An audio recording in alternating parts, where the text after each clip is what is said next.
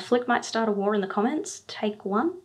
Can we talk about the word cinematic for a moment? Now, I do know that I've done videos in the past where I've spoken about cinematic settings, I've had cinematic in the title and in the thumbnail and all of that, but people change. Let's move on. Cinematic has kind of become a buzzword of late. Over the past couple of years, it's kind of lost its meaning a little bit, and people kind of get confused as to what it means. So I want to say what I think it means. You can leave your own comment down below about what you think it means. This is just what I think. To be honest with you, cinematic just means pertaining to cinema, so it looks like something that belongs in a cinema. That is super broad. Making something cinematic is a combination of all of the visual elements coming together to tell a story, to convey an emotion, to get something across to an audience. You don't have to shoot 24 frames per second, you don't need to have shallow depth of field, you don't need to shoot on the latest camera, even though sometimes that does help. You don't need to letterbox your footage, you don't need to color grade it in teal and orange. Trust me, there are other ways to color grade your footage, but that's a topic for another time. The point is, having all of these things, or a few of them, doesn't automatically make your footage cinematic, because if you don't know the how and the why of what you're using,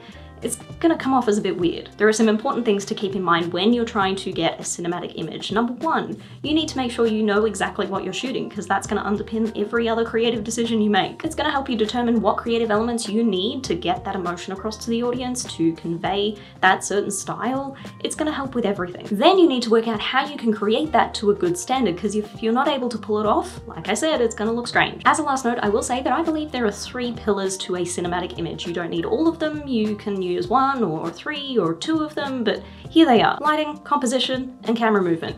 I think they're the 3 things that you kind of need to make a cinematic image. Man, this video is going to be really short, but it's been on my list forever, and I wanted to get it out, and I needed something easy to do this week because it's been a very busy one. Link of the week. This week it's another podcast. I sat down with Jared Spink of the Hive podcast, and we sat down and spoke about filmmaking journeys. Now, he's done a lot of different podcasts with lots of different creatives, and there's so many gold nuggets of information in there, it's amazing. So I'm gonna leave a link down below so you can go check that out. He even interviewed Gerald Undone.